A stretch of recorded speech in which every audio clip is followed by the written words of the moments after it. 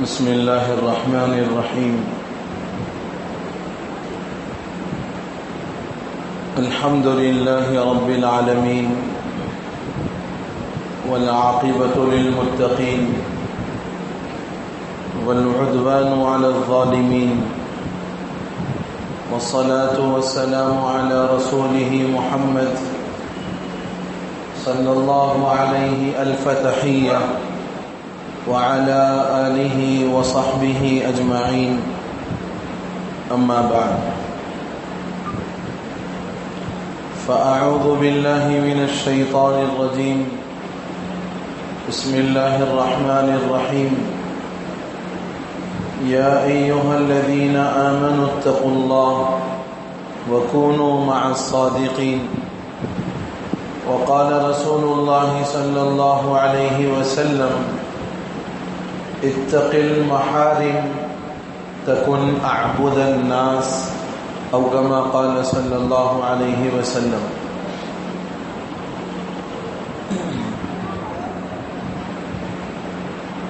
بزرگان محترم، قابل احترام عزیز بزرگوں، نوجوان بھائیوں،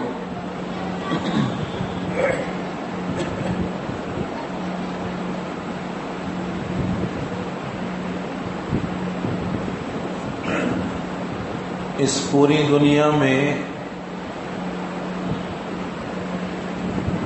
اللہ کی بہت ساری تخلیقات ہیں، بہت ساری چیزوں کو اللہ نے وجود بخشا، پیدا فرمایا، لیکن ان ساری چیزوں میں قدرت کی تخلیق کا سب سے بڑا شاہکار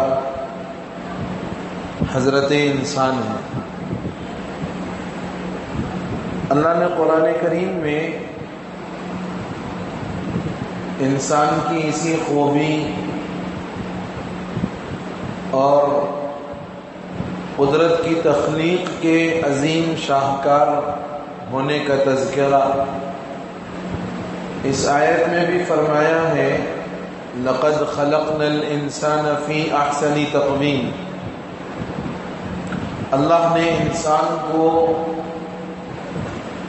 دنیا کی ساری مخلوقات میں سب سے بہترین مخلوق اور بہترین سانچے میں ڈھال کر بنایا. اور یہ بات لازم ہے کہ جب سانچہ اچھا ہوتا ہے تو اس سے ڈھلائی جانے والی چیز بھی اچھی ہوتی. سانچہ اگر خراب ہو تو اس سے ڈھلنے والی چیز بھی خراب بن کر نکلتی ہے.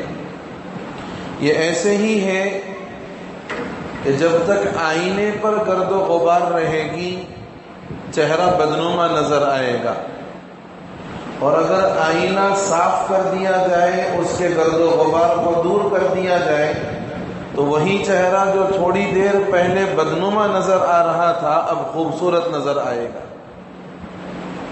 کمال تو سانچے کا ہے. اور اللہ یہ فرماتے ہیں کہ انسان کو ہم نے بہترین سانچے میں ڈھالا ہے، قدرت کی تخلیق کا سب سے عظیم شاہکار بنا کر پیدا کیا ہے. جب یہ انسان قدرت کی تخلیق کا عظیم شاہکار ہے تو اس کے اندر کچھ صفات بھی ہیں، اور اللہ نے جو صفات اس کو عطا فرمائی ہیں کوئی اور مخلوق کو عطا نہیں فرمائی. ہمدردی، انسانیت، مربت، ایک دوسرے کے ساتھ خیرخواہی، اپنے منافع کو قربان کرتے ہوئے دوسرے کے فائدے کے لیے سوچ کر ایثار کر دینا، دوسروں کی خوشیوں میں بھی شریک ہو کر ان کی خوشیوں میں دوبالگی پیدا کرنا، اور دوسروں کے غموں میں شریک ہو کر ان کے غموں کو ہلکا کرنا، یہ حضرت انسان کی صفات ہے. یہ صفات اور مخلوقات میں نہیں ملتی.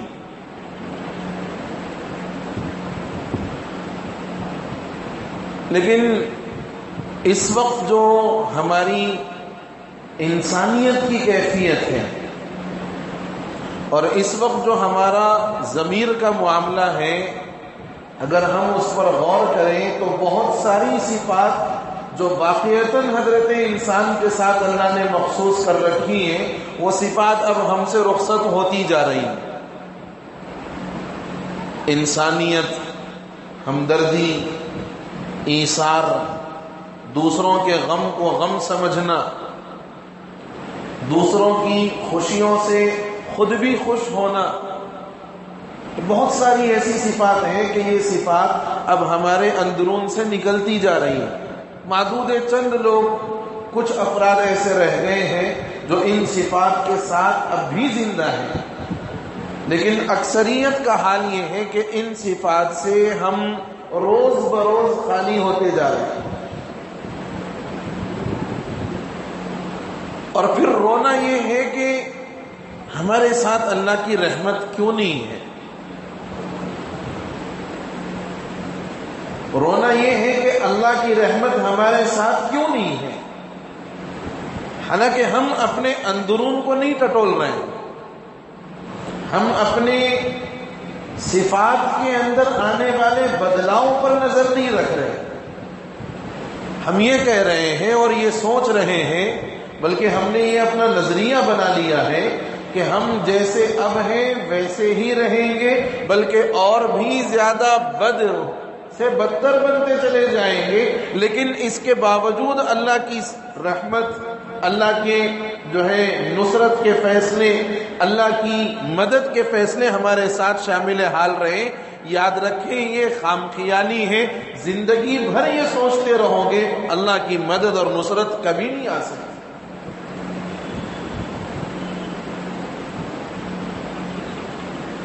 ایک مرتبہ ہارون رشید بنو امیہ کا بہت بڑا بادشاہ گزرا ہے، وہ اپنے درباریوں کے ساتھ جمع تھے۔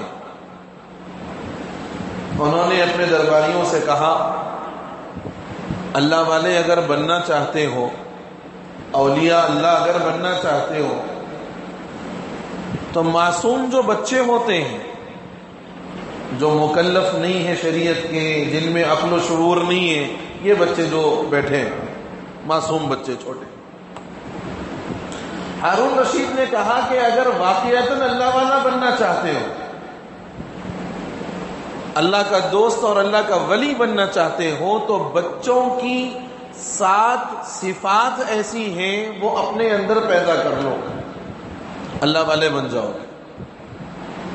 بچوں کی صفات ہیں 7، یوں تو بہت ساری صفات ہیں، لیکن بچوں کی 7 صفات ایسی ہیں کہ اگر وہ تم اپنے اندر پیدا کر لو، یعنی بڑے باشعور لوگ، مکلف لوگ، فرمایا ان صفات کو اگر اپنے اندر پیدا کر لو گے تو پھر تم اللہ کے دوست اور ولی بن جاؤ گے۔ درباریوں نے پوچھا کہ کیا صفات ہیں بچوں کی؟ ہارون رشید نے ایک ایک کر کے ان 7 کو گنایا۔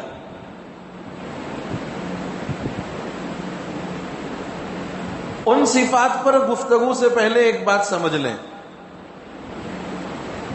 انسان کی جو بے شمار صفات ہیں، جس کو ابھی کچھ میں نے گنایا، ایک صفت یہ بھی ہے انسان کی کہ انسان انفعالی کیفیت رکھتا ہے اپنے اندر۔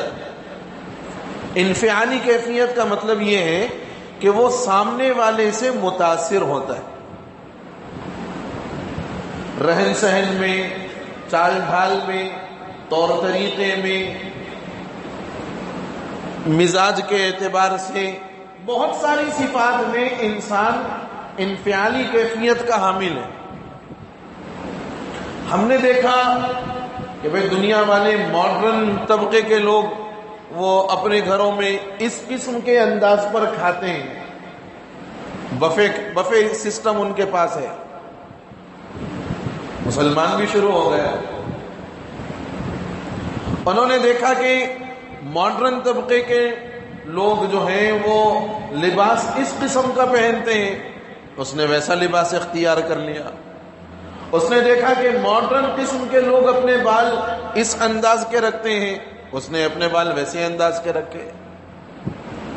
میں یہ بتانا چاہ رہا ہوں کہ انسان میں انفعالی کیفیت ہے، وہ دوسروں سے ضرور متاثر ہوتا ہے، اور یہ تاثر ہی ہے کہ ہمارے مختلف شعبۂ زندگی میں جو اسلامی ہدایات ہیں، وہ اسلامی ہدایات آج نکلتی جا رہی ہیں، فیشن پرستی آتی جا رہی، یہ اسی انفعالی کیفیت کا نتیجہ ہے۔ نبوی سنتیں ہماری زندگیوں سے نکل گئیں، لباس کا طور طریقہ ہمارا بدل گیا، رہن سہن کا انداز ہم نے تبدیل کر لیا، چال ڈھال ہماری بدل گئی، مختلف ہو گئی۔ اس کی وجہ یہ ہے کہ ہم انفعالی کیفیت کے حامل ہیں، ہم سامنے والوں کو، ماڈرن طبقے کے لوگوں کو جو کرتا دیکھتے ہیں، سمجھتے ہیں اسی کے کرنے میں ہماری عزت ہے، ایسا ہی کریں گے تو افتخار سے ہمارا سر بلند ہو جائے گا۔ نتیجہ یہ ہے کہ انسان ان صفات کو اختیار کرتا چلا جاتا ہے اور زندگی کے اندر بدلاؤ آتا چلا جاتا ہے۔ میں یہ بتا رہا تھا کہ انسان انفعالی کیفیت کا حامل ہے، اس کے مزاج میں، اس کی فطرت میں اللہ نے وہ چیز رکھی ہے۔ جب انسان دوسروں سے متاثر ہو سکتا ہے تو بچوں سے کیوں نہیں متاثر ہو سکتا؟ جب دوسروں کو کچھ کرتا دیکھتا ہے، لباس میں، رہن سہن میں، کھانے پینے میں، چال ڈھال میں، ان سے متاثر ہو کر وہ ان جیسا بننے کی کوشش کر سکتا ہے اور کر رہا ہے، تو پھر انسان بچوں سے متاثر کیوں نہیں ہو سکتا؟ ہارون رشید نے کہا کہ بچوں کی 7 صفات ہیں، وہ اپنے اندر پیدا کر لو، وقت کے ولی کامل بن جاؤ گے۔ سب سے پہلی صفت، یہ جو معصوم بچے ہوتے ہیں یہ اپنے رزق کی فکر نہیں کرتے۔ معصوم جو بچے ہوتے ہیں یہ اپنے رزق کی فکر نہیں کرتے، ان کا پورا بھروسہ اس بات پر ہوتا ہے کہ میرے کھانے پینے کا، میرے پہننے اوڑھنے کا، میری ساری ضروریات کا انتظام میرے بڑے کر لیں گے۔ اسے کھانے کی فکر بھی نہیں ہوتی، رزق کا انتظام تو دور کی بات ہے، اس کو اپنے کھانے کی فکر نہیں ہوتی، اس کے بڑے پکڑ پکڑ کر اس کو کھلاتے ہیں، نہ کھانے پر اس کو مارتے بھی ہیں، سزا بھی دیتے ہیں۔ یہ صفت ہمارے اندر پیدا ہو جائے، لیکن اس صفت کے پیدا ہونے کا مطلب یہ ہرگز نہیں ہے کہ آپ کمانا دھمانا چھوڑ دیں، یہ ہرگز نہیں۔ اس کا مطلب ہرگز یہ نہیں ہے کہ سارے کاموں کو خیر آباد کہہ کر گھر میں ہاتھ پر ہاتھ دھرے بیٹھے رہیں، یہ مطلب ہرگز نہیں۔ اس کا مطلب صرف یہ ہے کہ اسباب اختیار کریں اور نتیجہ اللہ کے حوالے کریں۔ جیسا آدمی بیمار ہوتا ہے، یہ بیمار یہ نہیں سوچتا کہ بیمار ہو گیا شفا بھی اللہ ہی دے گا، گھر پر نہیں بیٹھا رہتا، وہ جاتا ہے ڈاکٹر کے پاس، جاتا ہے اسپیشلسٹ کے پاس، جاتا ہے ماہر کے پاس، جاتا ہے اس کی دوا کا انتظام کرتا ہے، اس کی دوا کا استعمال کرتا ہے، اور اس کے بعد یہ کہتا ہے، عام طور پر جب دوا کھاتا بھی ہے کہتا ہے اے اللہ یہ دوا میں استعمال کر رہا ہوں، آپ اس میں شفا پیدا فرما دیجیے۔ اسباب اختیار ضرور کریں لیکن نتیجہ اللہ کے حوالے کریں، اور ایسا بھی رزق کی فکر میں نہ پڑ جائے کہ فرائض سے اپنے آپ کو غافل کر دیں، اللہ کے احکامات سے اپنے آپ کو غافل کر دیں۔ آپ ذرا غور کریں، یہ جو چھوٹے بچے ہوتے ہیں ان کو اول اپنے رزق کی فکر نہیں ہوتی، اور اگر کبھی ان کو بھوک ستاتی، کبھی ان کو شدت کی بھوک لگتی ہے، یہ اگر 2 قطرے آنسو کے ٹپکا دیں تو ماں باپ بے چین ہوتے ہیں، اور جب تک اس کا پیٹ نہیں بھر جاتا اس وقت تک اس کے ساتھ کھلانے پلانے کا معاملہ کرتے ہیں۔ آج رزق کے سلسلے میں ہم اتنے فکر مند ہیں کہ اگر رزق کے لیے جانے کا مسئلہ 3 بجے رات کو ہو جائے تو ہمارے لیے 2 بجے اٹھنا آسان ہے۔ ہمیں پوری رات سردی میں ٹھٹرتے ہوئے کام کرنا پڑ جائے ہم اس کام کو کرنے کے لیے تیار ہیں، لیکن جو رزق کے فیصلہ کرنے والا ہے اس کے دربار میں آنے کے لیے فجر میں اٹھنا ہم سے نہیں ہو پاتا۔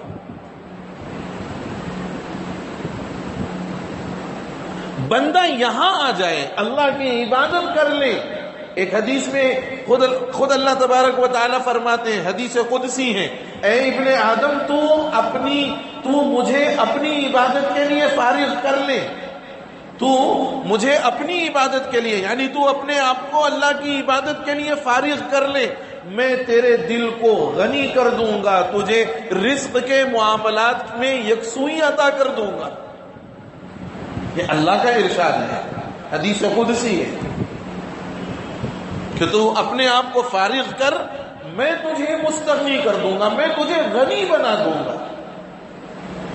آج ساری دنیا اسی فکر میں ہے کہ صاحب یہ ایک بالش کا پیٹ پلے کیسے،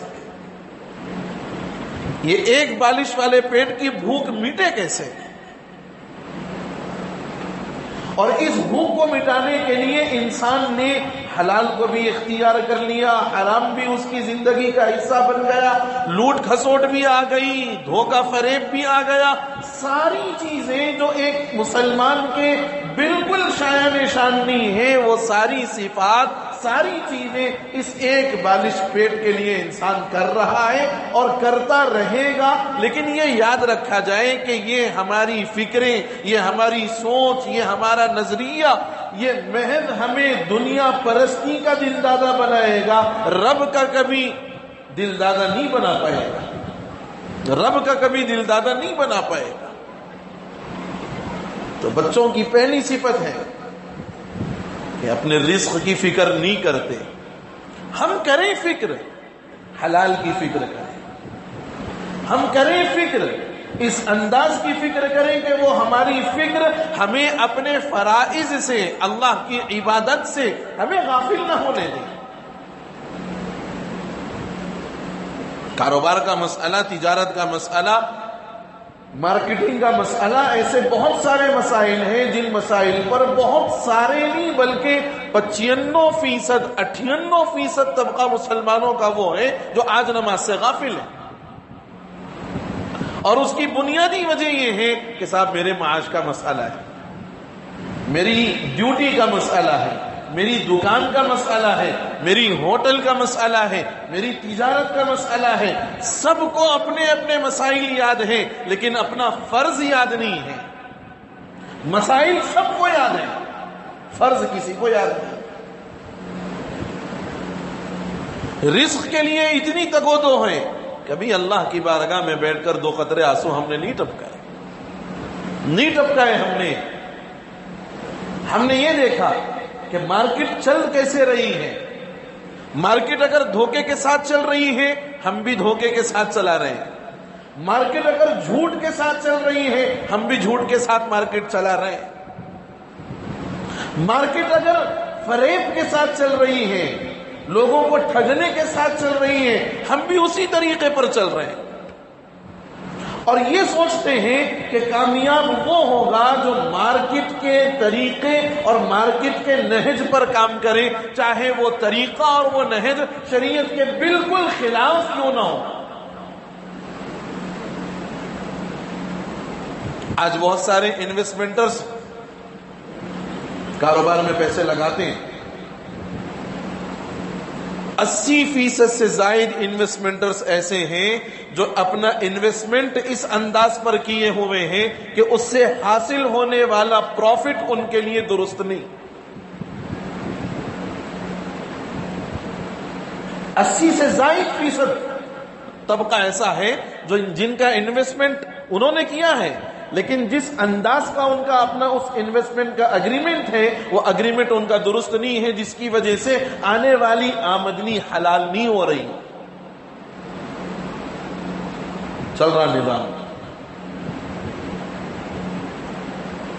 تو میرے عزیزوں اور میرے بزرگوں، رزق کی فکر اس انداز پر ہو کہ ہمیں وہ رزق کی فکر اپنے مسائل کے ساتھ ساتھ اپنے فرائض کو بھی ادا کرنے کا ذریعہ بنا دے۔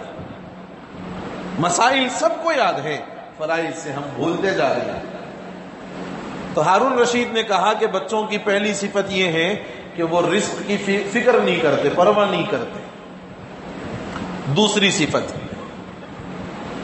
جو چیز آپ بچوں کو دو، ایک گھر میں اگر 2 سے 3 4 بچے اگر ہوں تو آپ ایک مرتبہ آزما کے دیکھو، کوئی اگر بچوں کو کھانے والی چیز دو گے تو بچے آپس میں مل بانٹ کر کھائیں گے، بچے آپس میں مل بانٹ کر کھاتے ہیں۔ ایک کے ہاتھ میں کوئی چیز ہو کھانے کی اور وہ اس میں سے نکال کر کے اس کو کھا رہا ہو، دوسرا جائے گا، وہ مانگے گا، وہ دے دے گا اس کو۔ کبھی ایسا ہوتا ہے نہیں دینے کی اس کا اپنا رویہ نظر آتا ہے تو وہ چھین بھی لیتا ہے، تو وہ اس پر اتنا مائنڈ نہیں کرتا۔ یہ بچوں کی صفت ہے، مل بانٹ کر کھانا، اکٹھے ہو کر کھاتے ہیں۔ میں بہت صاف اور واضح الفاظ میں یہ کہتا ہوں کہ آج حلال تو کوئی اکٹھا ہو کر کھانے کو تیار نہیں ہے، حرام اکٹھا ہو کر کھا رہے ہیں۔ حلال اکٹھا ہو کر نہیں کھاتے، حرام اکٹھا ہو کر کھا رہے ہیں۔ بہت سارے ایسے مسائل، بہت ساری ایسی ڈیلنگز ہو رہی ہیں جن ڈیلنگز کے کرنے کا شرعاً کوئی جواز نہیں، جن کاموں کے کرنے کا شرعاً کوئی جواز نہیں ہے، لیکن اس کے باوجود وہ کام بھی ہو رہے ہیں، وہ ڈیلنگز بھی انجام دی جا رہی ہیں، اور اس سے آنے والی آمدنی جو پیور حرام ہے، جو پیور حرام ہے، اس حرام کو آپس میں مل بانٹ کر کھا رہے ہیں۔ تو اتنا کام کرا یہ تو لے لے، تو اتنا کام کرا تو یہ لے لے، میں زیادہ کام کرا اس واسطے میں اتنا لے لیتا ہوں۔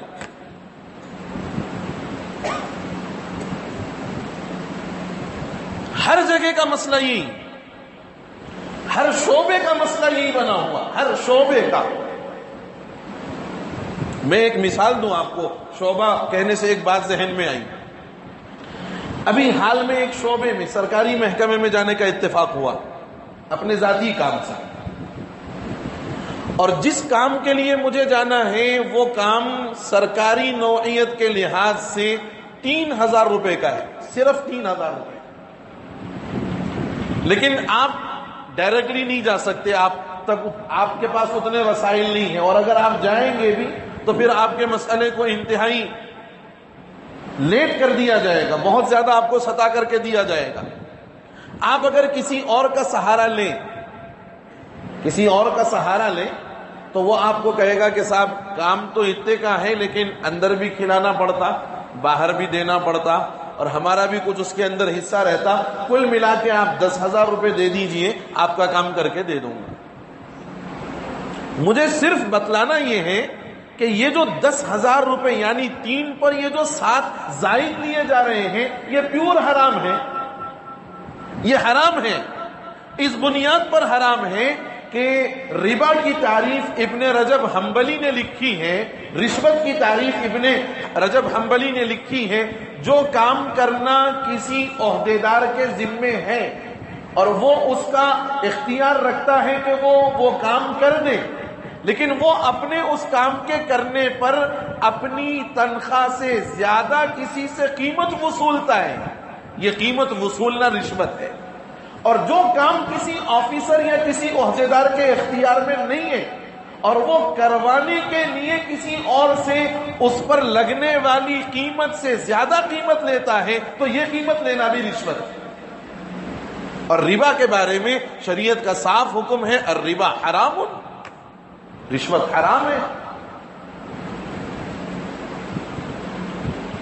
تو بچوں کی دوسری صفت یہ ہے کہ وہ مل بانٹ کر کھاتے ہیں، لیکن آج ہمارا مسئلہ یہ ہوا ہے کہ حلال تو کبھی مل بانٹ کر کھانے کا موقع نہیں آ رہا، حرام البتہ مل بانٹ کر کے کھا رہے ہیں، مل بانٹ کر کے کھاتے ہیں، بڑا بھائی چارہ وہاں پر نظر آتا ہے۔ اور خود اپنے اپنے گھرانوں میں ایک بھائی دوسرے بھائی کے ساتھ دستر پر بیٹھنے کو تیار نہیں، باپ اپنے بچوں کے ساتھ دستر پر بیٹھنے کو تیار نہیں، جبکہ ان گھروں کے اندر جو دستر لگ رہا ہے، جو چیزیں وہاں پر استعمال کی جا رہی ہیں، وہ 101% پیور حلال ہے، ذرا برابر حرام کی آمیزش نہیں، لیکن تعلقات ایسے بن گئے رشتہ داریوں میں ایسی خلفشار پیدا ہو گئی کہ ایک گھر اور ایک چھت کے نیچے رہتے ہوئے آپس میں دونوں کا نباہ اور دونوں کا ایک دوسرے کے ساتھ مل کر کے حلال کو استعمال کر لینا یہ ممکن نہیں رہا۔ ہارون رشید کہتے ہیں کہ اپنے دلوں کو صاف کرو اور مل بانٹ کر کے کھاؤ، اس سے محبت بڑھتی۔ مل بانٹ کر کے کھاؤ، ایک ساتھ جمع ہو کر کے کھاؤ، ایک ساتھ جمع ہو کر کے کھاؤ، اس سے محبتوں میں اضافہ ہوتا ہے۔ تیسری صفت بچوں کی بتائی، بہت ضروری ہے۔ بچے آپس میں کبھی لڑتے ہیں، کبھی کسی کے مزاج کے خلاف کوئی بات پیش آ جائے تو وہ اپنے سامنے والے سے لڑتا ہے، دھکا مکی ہوتی ہے، کبھی ہاتھا پائی بھی ہو جاتی ہے۔ لیکن یہ بچے جو معصوم ہوتے ہیں، جو بے شعور ہوتے ہیں، یہ آپس میں لڑتے ہیں مگر دل میں کبھی بغض اور کینہ نہیں رکھتے۔ یہ بچے آپس میں لڑتے ہیں مگر دلوں میں بغض اور کینہ نہیں رکھتے۔ آج گھروں کے مسائل اور گھروں کے ٹوٹنے کے جو اسباب ہیں، ان اسباب کی بڑی وجہ یہ ہے کہ لڑائی ہوئی کسی وقت، کسی موقع پر، کسی بات پر، کسی وجہ پر، لیکن اس کا کینہ، اس کا بغض اور اس پر ہونے والے وہ مضر اثرات آج تک دلوں میں پنپ رہے ہیں، آج تک پنپ رہے ہیں۔ اور یہ مسلم گھرانوں کی بات ہے خاص طور سے۔ کسی وقت، کسی وجہ سے، کسی بات پر آپس میں لڑائی ہو گئی، بڑوں میں لڑائی ہوئی، چھوٹوں میں لڑائی نہیں ہوئی، بڑوں میں لڑائی ہوئی، اور اس لڑائی کے نتیجے میں جو دلوں کے اندر بغض اور حسد اور کینہ، کپٹ، جلن پیدا ہوا، سالہ سال گزر گئے لیکن وہ اندر کی جو حسد والی کیفیت ہے، اندر کی جو بغض والی کیفیت ہے، وہ کیفیت دور نہیں ہو رہی۔ اور نتیجہ یہاں تک آ پہنچا ہے کہ تعلقات بگڑے، اور اس قدر بگڑے کہ آج ایک دوسرے کی صورت دیکھنے کو تیار نہیں، آج ایک دوسرے کی ترقی دیکھنے کو تیار نہیں، آج ایک دوسرے کے ساتھ الیک سلیک کرنے تک کو تیار نہیں۔ یہ بڑوں کے حال ہیں، چھوٹوں میں یہ صفت نہیں ہوتی۔ وہ شام کو لڑتے ہیں سونے سے پہلے، صبح اٹھ کر ایک دوسرے کے گلے میں ہاتھ ڈال کر کے باہر آتے ہیں۔ شام کو لڑیں گے، شام کو ایک دوسرے کے خلاف نظر آئیں گے، اور صبح ہوگی اب جب نیند سے اٹھیں گے تو ان کے دل اتنے پاک اور صاف ہوں گے کہ جس سے انہوں نے کل رات کو لڑائی کی تھی، آج صبح اس کے دل میں اس کے لیے کوئی کدورت نہیں، صاف ہے بالکل۔ سال ہر سال گزر جاتے ہیں بڑوں کی لڑائیوں کے، سال ہر سال گزرنے کے باوجود دل کا حسد ختم نہیں ہوتا۔ عربی کی ایک کہاوت ہے، الحسد كصداء الحديد لا يزال حتى يأكله، کہ حسد جو ہے وہ لوہے کے زنگ کی طرح ہے، لوہے کو زنگ پکڑتا ہے، اور جب لوہے کو زنگ پکڑتا ہے تو اس وقت تک نہیں چھوڑتا جب تک کہ لوہے کو ختم نہ کر دے۔ گویا وہ زنگ اس کے لیے دیمک جیسا ہے، اور دیمک جیسی چیز کو آہستہ آہستہ کھوکھلا کر کے اس کو برباد کر دیتا ہے، اس کا نام و نشان ختم کر دیتا ہے۔ حسد دلوں کو بھی اسی طریقے سے برباد کرتا ہے۔ تو تیسری صفت بچوں کی یہ بتائی کہ لڑتے ضرور ہیں، دلوں کے اندر بغض نہیں رکھتے، کینہ نہیں رکھتے۔ اللہ کے نبی صلی اللہ علیہ وسلم نے ایک جگہ پر ارشاد فرمایا، لا تحاسدوا ولا تباغضوا ولا تحاسدوا وكونوا عباد اللہ اخوانا۔ آپس میں بغض نہ رکھو، آپس میں کینہ نہ رکھو، آپس میں ایک دوسرے کے لیے حسد کے جذبات نہ رکھو، اور اے اللہ کے بندوں آپس میں بھائی بھائی بن کر رہو۔ یہ تو ان مواقع کے واسطے ہیں جبکہ ایک مسلمان کا دوسرے مسلمان سے کوئی معاملہ ہو۔ آج نوبت بہیجا رسی کہ ایک خون کے رشتے والے بھائی آپس کے اندر اس انداز سے اپنی زندگی گزار رہے ہیں۔ حسد، جلن، کینہ، کپٹ، نہ ایک کی ترقی کسی کو بھاتی ہے، نہ ایک کا آگے بڑھنا کسی کو پسند آتا ہے، نہ ایک دوسرے کے لیے کوئی احترام کے جذبات باقی رہ گئے ہیں۔ کسی نے غلطی کر دی غلطی انسان ہی غلطی کرتا ہے، فرشتہ غلطی نہیں کرتا، غلطی انسان ہی کرتا ہے۔ اور انسان ہی کے بارے میں کہا گیا الانسان مرکب الخطأ والنسیان، انسان وہ ہوتا ہے جس پر خطا، بھول چوک، سواری یعنی بھول چوک اور غلطی اس پر سوار ہوتے رہتے ہیں۔ کبھی بھول سوار ہو گئی، کبھی غلطی سوار ہو گئی، انسان ہی سے غلطی ہو گئی غلطی۔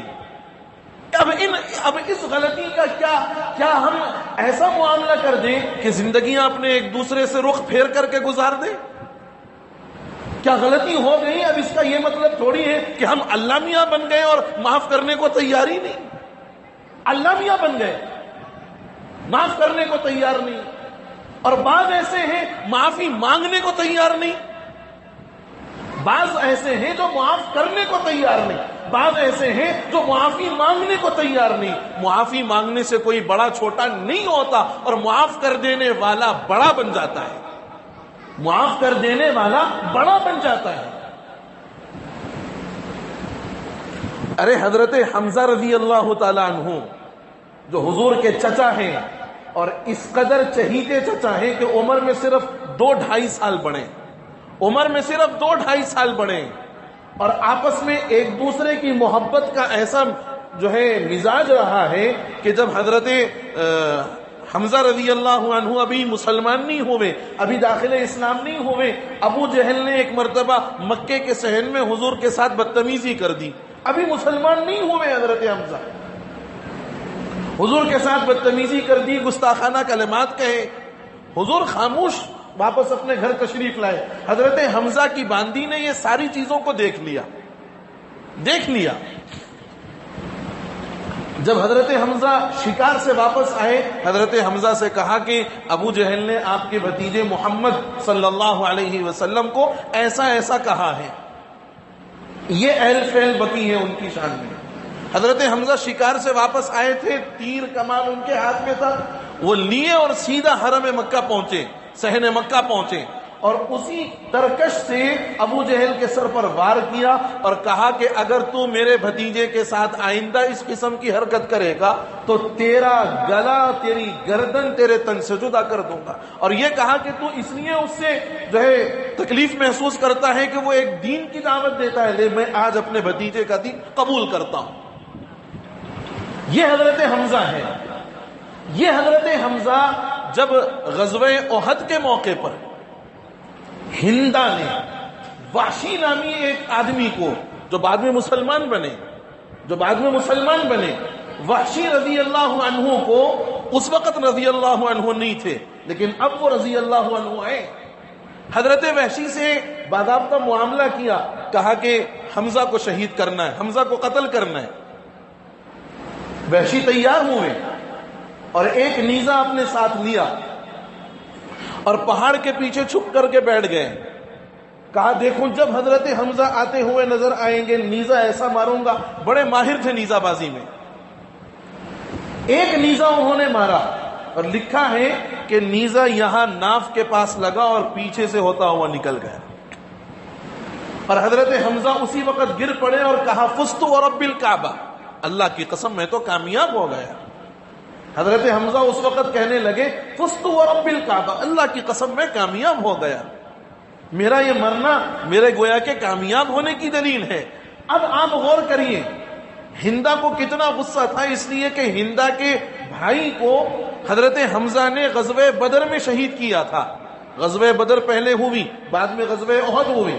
حضرت حمزہ نے غزوہ بدر میں ہندا کے بھائی کو شہید کیا تھا، عتبہ کو، تو پھر ہندا نے اس کا بدلہ لینے کے لیے یہ کام کیا کہ حضرت حمزہ کو احد کے اندر قتل کروایا، اس کی اپنی سوچ کے حساب سے، حالانکہ وہ شہید ہیں۔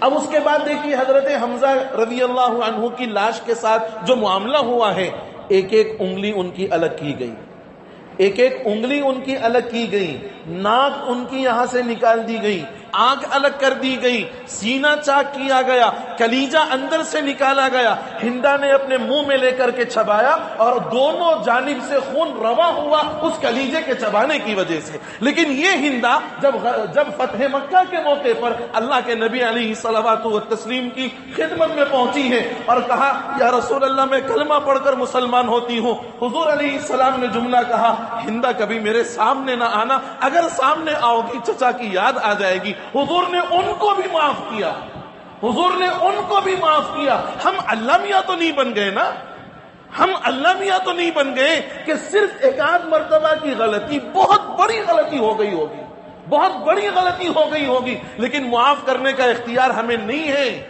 معاف کرنے کا معاملہ اس غلطی کا وہ اللہ کے سپرد ہے، اس غلطی کا وہ اللہ کے سپرد ہے، وہ اللہ معاف کرے گا یا نہیں کرے گا، سزا دے گا، جتنی سزا ہوگی اتنی بھگت کر کے ممکن ہے کلمے کی بدولت وہ جہنم سے نکل جائے۔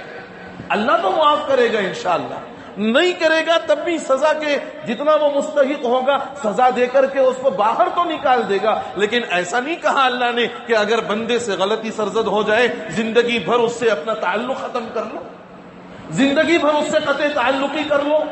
ہاں یہ ضرور فرمایا، یہ ضرور فرمایا، اللہ نے یہ فرمایا شرک کر کے آئے گا معاف نہیں کروں گا، شرک کے علاوہ جو گناہ کر کے آئے گا معاف کر سکتا ہوں، معاف کر سکتا ہوں۔ مرضی ہے اللہ کی، چاہے اللہ معاف کر دے چاہے اتنی سزا دے دے۔ شرک کو معاف نہیں کروں گا، باقی کسی بھی گناہ کو چاہوں گا معاف کر دوں گا، کسی بھی گناہ کو چاہوں گا معاف کر دوں گا۔ لیکن ایک طرف دوسری جگہ حضور علیہ السلام فرماتے ہیں رشتہ داریوں کو قطع تعلق کرنے والا، رشتہ داروں سے اپنا تعلق جوڑنے والا، وہ جنت کی خوشبو بھی نہیں سونگے گا، جبکہ جنت کی خوشبو 500 سال کی مسافت سے پہلے سے آتی ہے، 500 سال کی مسافت پہلے سے جنت کی خوشبو آتی ہے۔ حضور فرماتے ہیں کہ ایسا آدمی جو رشتوں کو توڑتا ہے جنت کی خوشبو بھی نہیں سونگے گا، داخلہ تو بہت دور کی بات ہے، داخلہ بہت دور کی بات ہے۔ تو میرے عزیزوں اور میرے بزرگوں، آج مسلمانوں کے تعلقات جو خراب اور بد سے بدتر بنتے جا رہے ہیں اس کی وجوہات یہ ہیں کہ دلوں میں کینے پال رہے ہیں، دلوں میں کینے پال رہے ہیں، دلوں میں حسد ہے، دلوں میں جلن ہے، دلوں میں بغض ہے، اور اس جلن حسد بغض کے نتیجے میں تعلقات روزانہ خراب ہوتے جا رہے ہیں، بننے کا نام نہیں، بگڑتے ضرور جا رہے ہیں۔ ہارون رشید نے کہا کہ بچوں کی اس صفت کو اپناؤ کہ بچے لڑتے ضرور ہیں دلوں میں کینے نہیں رکھتے، اپنے دلوں کو بھی پاک کرو کینوں سے، اپنے تعلقات خواہ کسی وجہ سے خراب ہوئے ہوں، خواہ کوئی غلطی ہو گئی ہو، لیکن میرے بھائیوں یاد رکھنا ہم علامہ نہیں بن گئے، ہم نہیں بن گئے با اختیار کہ ہم معافی نہیں کریں گے، یہ غلطی ہے۔ اور معاف کر دینا یہ بڑا بننے کی علامت ہے، اور معافی مانگنا یہ اس سے بھی زیادہ بڑا بننے کی علامت ہے۔ معافی مانگ لینا یہ معاف کرنے سے زیادہ بڑا بننے کی علامت ہے۔ اس لیے میرے عزیزوں اور میرے بزرگوں، تعلقات میں، بھائیوں میں، بہنوں میں، رشتہ داروں میں، دوستوں میں جو نا اتفاقیاں کسی وجہ سے، کسی لڑائی کی وجہ سے ہو گئی اور آج تک وہ بغض اپنے دلوں میں پیدا کر کے آج تک اپنے تعلقات کو خراب کیے ہوئے ہیں، میرے بھائیوں اور میرے عزیزوں گزارش ہے آپ سے، اللہ واسطے ان تعلقات کو بحال کر لو، اللہ واسطے ان تعلقات کو بحال کر لو۔ ممکن ہے کہ خاندان کا ہی کوئی آدمی ایسا کھڑا ہو جائے میدان محشر میں کہ اس کا کوئی عمل آپ کی نجات کا ذریعہ بن جائے، خاندان ہی کا کوئی آدمی ایسا کھڑا ہو جائے کہ اس کا کوئی عمل آپ کی نجات کا ذریعہ بن جائے، ممکن ہے۔ اللہ نے بہت ساروں کو ایسے کارناموں پر بخشا ہے کہ جس کا تصور نہیں کیا جا سکتا، جس کا تصور نہیں کیا جا سکتا۔ کہا ایک واقعہ لکھا ہے، دو بھائی تھے، ایک بھائی بہت زیادہ مالدار تھا، دوسرا جو تھا وہ اتنا مالدار نہیں تھا، لیکن یہ جو غریب تھا غریب جو تھا مالدار نہیں تھا، غریب تھا۔ ایک مرتبہ یہ ہوا کہ بڑا بھائی جو مالدار تھا وہ بہت زیادہ مفلس ہو گیا، وہ چھوٹے کے پاس آیا اور آ کر کے اس سے کہا کہ دیکھ میرے حالات اس قدر بھیانک ہو گئے ہیں، خطرناک ہو گئے ہیں کہ اب میرے گھر کھانے پینے کے بھی لالے پڑ گئے، تو ایک کام کر مجھے قرض پر کوئی چیز دے دے، مجھے قرض کے طور پر کوئی چیز دے دے، جب میرے پاس پیسے آ جائیں گے میں تجھے وہ تیرے پیسے لوٹا دوں گا۔ چھوٹے بھائی نے اپنے بڑے بھائی کی اس مجبوری کو دیکھ کر کے اس کے حوالے کوئی رقم کر دی۔ اس رقم کے استعمال کے چند دنوں بعد بڑے کے حالات اور اچھے ہوئے، وہ پہلے سے زیادہ مالدار بن گیا۔ اب چھوٹا اس کے گھر پر گیا اور یہ سوال کرنے لگا کہ بھائی آپ کی دولت سے حصہ نہیں مانگ رہا ہوں، میرا جو آپ نے قرض لیا ہے وہ قرض آپ مجھے دے دیں، میں آپ سے اپنا قرض مانگ رہا ہوں۔ بڑے نے کہا کہ میں نے تجھ سے کوئی قرض نہیں لیا ہوں۔ بڑے نے کہا کہ میں نے تجھ سے کوئی قرض نہیں لیا ہوا ہے۔ بھائی نے کہا کہ میرے پاس اس وقت میں حالات خراب چل رہے ہیں، آپ اللہ واسطے میرا قرض مجھے دے دیں۔ بڑے نے انکار کر دیا اور مزید رہا کہ میں تجھے دینے کو تیار نہیں۔ تو اس چھوٹے نے یہ جملہ کہا، آپ اگر نہیں دو گے ٹھیک ہے کوئی بات نہیں، میں آپ کو اپنے اس قرض سے اللہ واسطے معاف کرتا ہوں، اللہ واسطے معاف کرتا ہوں۔ جب اس چھوٹے نے اپنے بڑے کو اللہ واسطے معاف کیا اور جب اس کا انتقال ہوا، خواب میں کسی کو زیارت ہوئی، کہا کیا گزری؟ کہا زندگی بھر نیکی کرتا رہا، زندگی بھر صلہ رحمی کرتا رہا، زندگی بھر نوافل اور تلاوت میں اپنے آپ کو لگائے رکھا، اللہ نے ان ساروں کو تو قبول کیا ہی، لیکن میری جو بخشش کا ذریعہ بنا، میں نے اپنے بڑے بھائی کو دیا ہوا قرض جو اللہ واسطے معاف کر دیا تھا، اللہ نے اس بنیاد پر بخش دیا، اللہ نے اس بنیاد پر بخش دیا۔ تو میرے عزیزوں اور میرے بھائیوں، تعلقات کی خرابی حالات اوقات کے اعتبار سے آتی، لیکن اس خرابی کو دراز مت کریے، اس خرابی کو لمبا مت لے جائیے، طول مت دیجیے، طول مت دیجیے۔ ہم بیماری کو طول نہیں دینا چاہتے، ہم کسی بیماری کو طول نہیں دینا چاہتے کہ کہیں یہ بیماری اور زیادہ دوسری چیزوں پر اٹیک نہ کر دے اور دوسری چیزوں کو خراب نہ کر دے۔ بیماری کو طول دینا نہیں چاہتے، حالانکہ یہ جسمانی بیماری ہے اور یہ جسم فنا ہونے ہی کے لیے ہے۔ تعلقات کی خرابی روح کی بیماری ہے، تعلقات کی خرابی روح کی بیماری ہے، اس کو اتنا طول دے رہے ہیں، اس کو اتنا لمبا لے جا رہے ہیں۔ میرے بھائیوں اور میرے عزیزوں، اللہ واسطے اپنے اندرون میں ان صفات کو پیدا ہونے نہ دیجیے۔ چھوٹے بچوں کی جو صفت ہے، پہلی صفت تھی رزق کے لیے فکر نہیں کرتے اور پورا بھروسہ اللہ پر کرتے ہیں۔ ہمیں بھی اپنے اندر یہ صفت پیدا کرنے کی ضرورت ہے۔ دوسری صفت بتائی، مل بانٹ کر کے کھاتے ہیں، اکٹھے کھاتے ہیں۔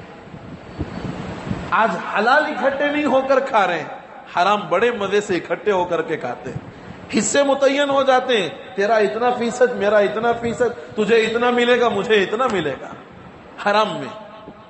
تیسری صفت بتائی کہ بچے آپس میں لڑتے ضرور ہیں لیکن دلوں میں کینہ نہیں رکھتے۔ میرے عزیزوں اور میرے بزرگوں، 7 صفات میں سے یہ 3 صفت آج ہمارے سامنے آئی ہے، انشاءاللہ آئندہ بقیہ 4 صفات آئیں گی، لیکن یہ دعا فرما دیں کہ اللہ تعالیٰ ان صفات کو جو ان معصوموں کے اندر ہے، اللہ اپنے اندر ہم سبوں کو پیدا کرنے کی توفیق نصیب فرما دے اور دلوں کو کینے سے پاک بنا کر صاحب نسبت بزرگوں سے اپنے تعلق کو جوڑنے کی اللہ ہم سبوں کو توفیق نصیب فرما دے۔ زبانی الفاظ کا استعمال کر دینا، زبانی الفاظ کے دعوے کر دینا بہت آسان ہے، عملی میدان میں اتر کر کے کام کرنا وہ بڑا مشکل ہے، بڑا مشکل ہے۔